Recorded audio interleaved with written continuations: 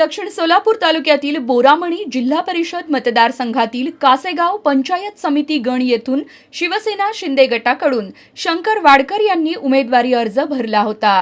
मात्र आज वाडकर यांनी आपला उमेदवारी अर्ज माघार घेतला आहे। यामुळे कासेगाव येथील नागरिकांनी वाडकर यांच्यावर गंभीर आरोप केले आहेत।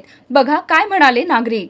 आणि आज सकाळी मग परत मुलाला मी म्हणलं की बाबा शनिवार सुट्टी आहे, रविवार सुट्टी आहे आणि सोमवारी पण सुट्टी आहे 26 जानेवारी।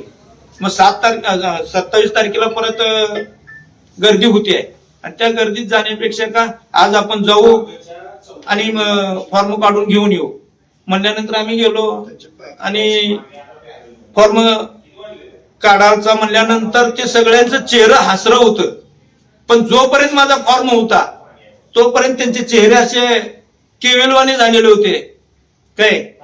मग नंतर माझा फॉर्म काढल्यानंतर शंकर वाडकरनी फॉर्म काढलाय की त्यानं जो त्याचा प्लॅन होता तो प्लॅन माझा फॉर्म काढल्याशिवाय सक्सेस होत नव्हता, त्याला पैसे मिळत नव्हते।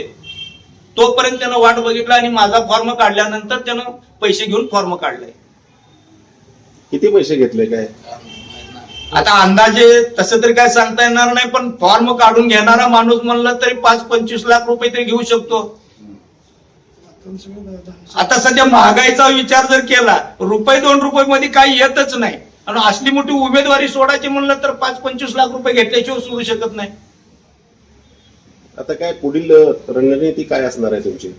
आमची पुढील रणनीती, आम्हाला जे उमेदवारी आम्ही गावासाठी आमदारकडे पण मागणी केलो होतो काय, आणि परत नंतर शंकरच्या माध्यमातून अण्णाकडे पण मागणी केली आणि शंकरची मागणी अण्णांनी मान्य केली की तुमच्या गावाला मी उमेदवारी देतो म्हणून शंकरच्या माध्यमातून आम्हाला उमेदवारी दिली होती।